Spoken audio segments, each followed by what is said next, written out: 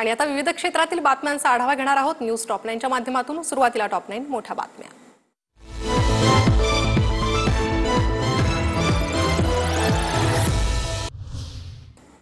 भिवंडीतल्या बोरीवली गावात एटीएस कडून search operation. संशयास्पद व्यक्तींच्या घरी एटीएसची छापेमारी।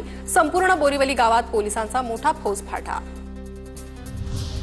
अजित पवार अमित शहांच्या रिचार्जवर चालतात, आम्हाला निधी देताना अजित पवारांच्या हाताला लकवा मारतो का?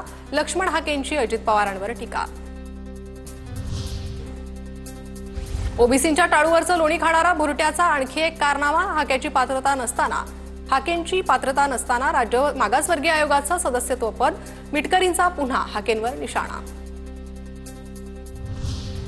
माझा दारूच्या बाटलीसोबतचा फोटो एआय जनरेटेड। राष्ट्रवादीच्या सूरज चव्हाणांनी ट्विट केलेल्या फोटोवर हाकेंचा दावा, तर अमोल मिटकरींचा हाकेंकडून माकड असा उल्लेख।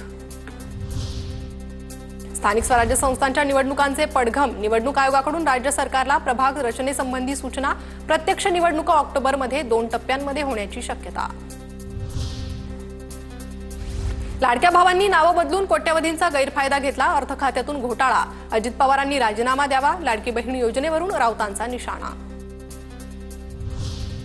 अद्यापही अधिकारांचं वाटप न झाल्यानं महायुतीत राज्यमंत्र्यांमध्ये अस्वस्थता वाढली। अधिकार नसल्यानं राज्यमंत्र्यांकडे प्रशासकीय फाईल जात नाही, सूत्रांची माहिती। 2017 मधील अधिकाऱ्यावर मासा फेकून मारल्याचं प्रकरण। नितेश राणेंसह 32 जणांची निर्दोष मुक्तता। गर्दी असल्यामुळे मासे फेकताना पाहिलं नाही असा अधिकाऱ्याचा जबाब। पाकिस्तानसाठी हेरगिरी करणाऱ्या रवी वर्माला आज ठाणे कोर्टात हजर करणार। रवी वर्मा सध्या ठाणे एटीएसच्या ताब्यात।